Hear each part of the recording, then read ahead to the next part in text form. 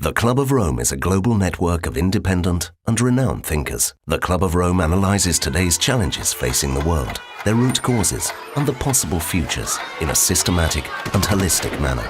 The Club of Rome encourages global debate in order to set in motion actions that by the middle of the century will ensure a more secure, equitable, and prosperous world.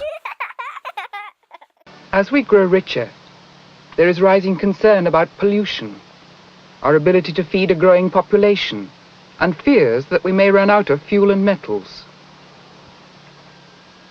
A computer at the Massachusetts Institute of Technology has been used to look at these problems, to analyze in broad terms the direction in which our world is headed.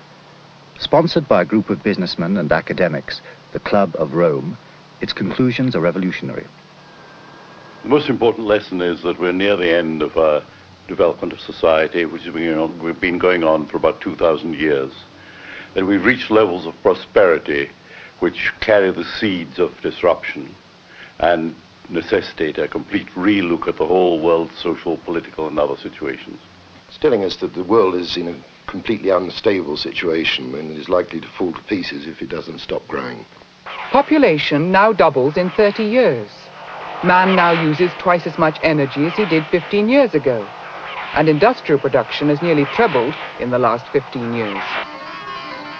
If we use known stocks at present rates, there will be no copper left in 2008, no zinc in 1995, no tin in 1989, and no mercury in 1985.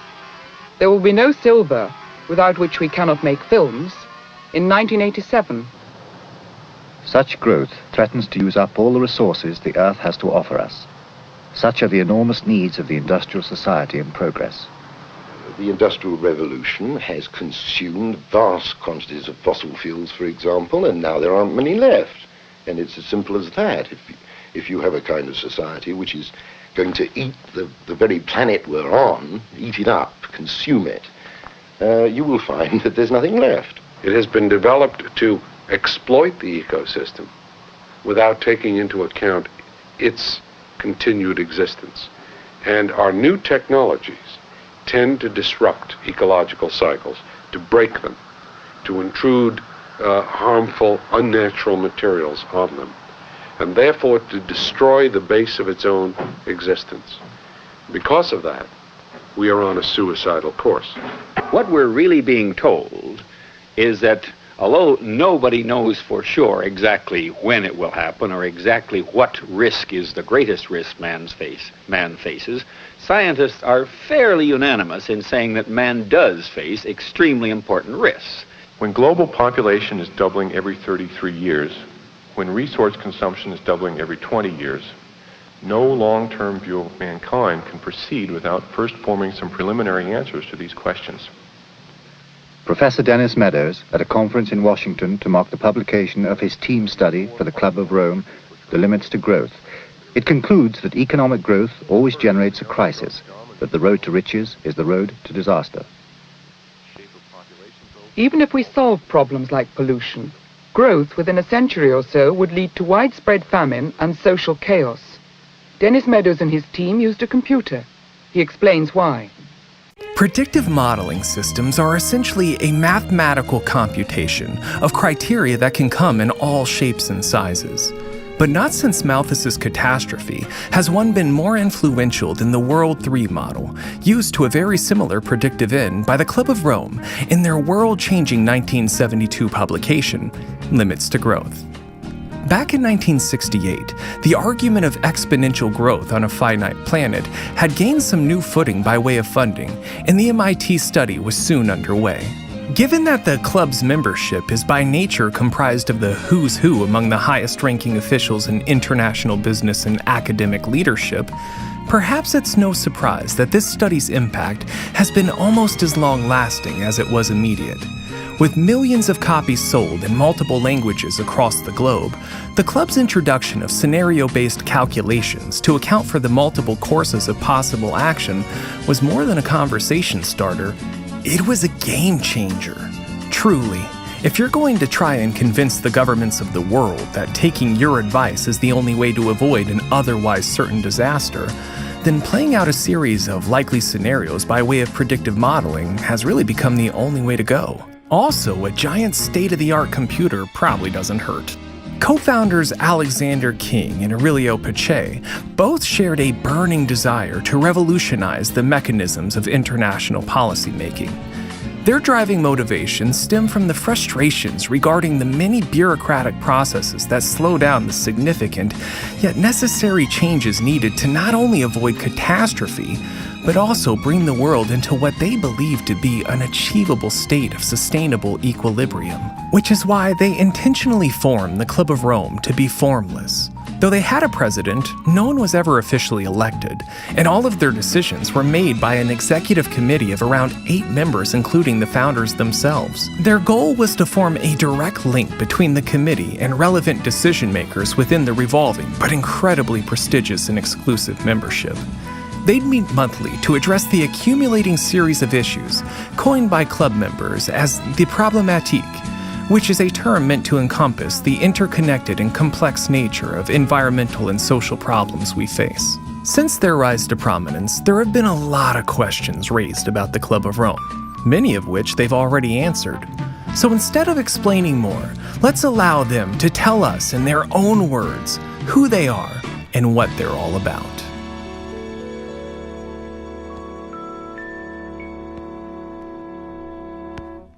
Because of the high population levels and the increasing industrialization, natural resources are depleted at an increasing rate, and finally they fall down to the point where the industrial system can no longer be sustained.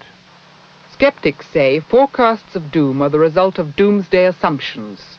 Make different assumptions, change the equations a little, you will produce very different results. If you put nonsense into a computer, they say, you get nonsense out. I think that's a very reasonable response. The question comes, of course, is it possible to put something into the computer which can be defended as reasonable, which alters the conclusions? I'm rather confident that while in the precise nature of our conclusions there will ultimately be made changes, that the general conclusions, the fact that growth has a tendency to resolve itself through collapse, those conclusions are simply not going to be altered by any reasonably defensible additions to the model. The computer does not predict. It sketches the direction in which our world is moving. It clarifies some of the conflicts between the natural and the man-made world. Nature is balance. Tamper with one part of it, and the complex and unexpected will turn up in another part. That is what the study shows. If this study is right, then our society is threatened. No one knows when or how. But if it does mirror the world, if we can see in our problems the stresses of growth, then the world is unstable. Growth, it seems, has an awful logic. It is so obvious, in a way. It's so simple to consider that we cannot continually and exponentially go as we are doing now. Nothing in the world, nothing in life grows continuously. What then if we stopped getting richer? Is it possible to produce a stable world? Were there policies which would create equilibrium, a balanced world? They found that if you controlled everything, including industrial production, no crisis emerged. But this assumes that we will stop getting richer. Population was stabilized by effective birth control from 1975. Food production is stabilized using modern techniques at a high level. The key factor, industrial growth, was leveled off in 1975 too, enabling pollution, also carefully controlled, to be kept within bounds. Resources carefully used are falling gradually. When these are implemented in 1970, we see that the world system is capable of moving into an equilibrium society, a stable state system, which can be sustained as long as we analyze it through the computer. What is being suggested is that the only way to ensure the future for our grandchildren is to stop getting richer. Only then will there be the resources and the unpolluted world that they will need to survive. When the study talks of equilibrium, it is talking about halting this kind of growth, the kind that consumes resources and pollutes the environment. But what would equilibrium be like for people? I think it could be extremely pleasant. We're not suggesting a deterioration of material standards as being necessary to an extent which should in fact frighten many people. There's going to have to be a shift away from an emphasis on material goods to one on the social services. There has to be a shift which views man as part of a total system rather than as man, a person who has been given a system for his exploitation. It's important, I think, to realize when we talk about this stable state that describes a large number of possible alternatives. We're not talking about some uniform society which would blanket the globe. Certainly not talking about that type of uniformity. We're talking about a system in which the various balances between material output and population can be engineered more or less to suit the particular objectives of a society. Equilibrium will be a very different world. It could also be a very varied world, a world with all kinds of societies. But they will all be societies radically different from ours. If it is right, then this study forewarns us of a watershed in human history. It's wholly revolutionary in its very nature. Hitherto, we've had revolutions thrust upon us by people who couldn't stand it any longer, and then there is bloodshed and all sorts of horrors. Now, we now know, I contend, that we have to have a revolution, and we ought to be able to plan it. Let's not overlook the fact that human society has gone through a number of revolutions in their implications, even perhaps more profound than the one we're talking about today.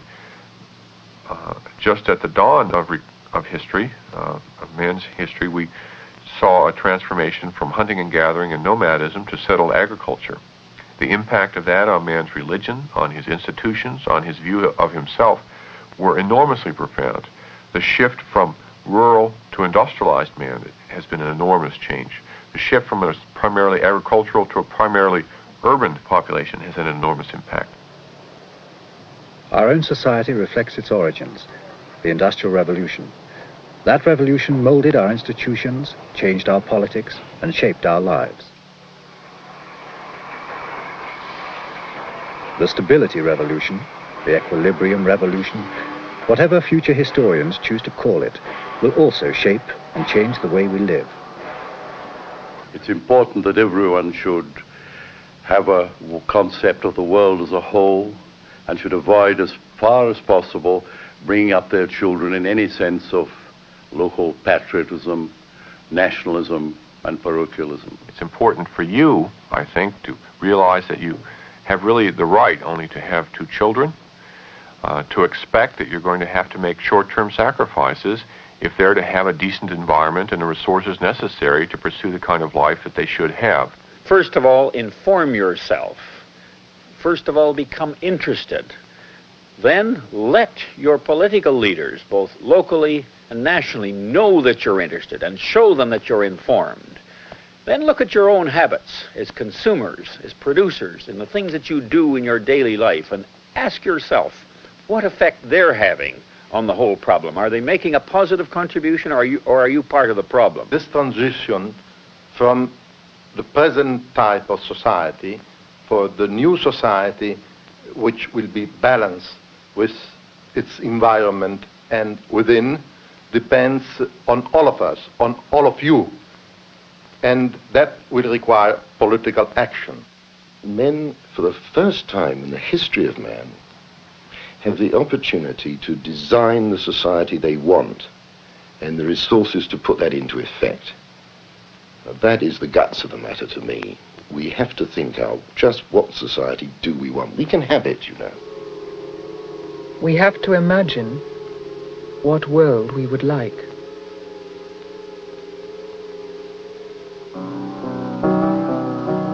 Perhaps, it seems, our children could live our dreams.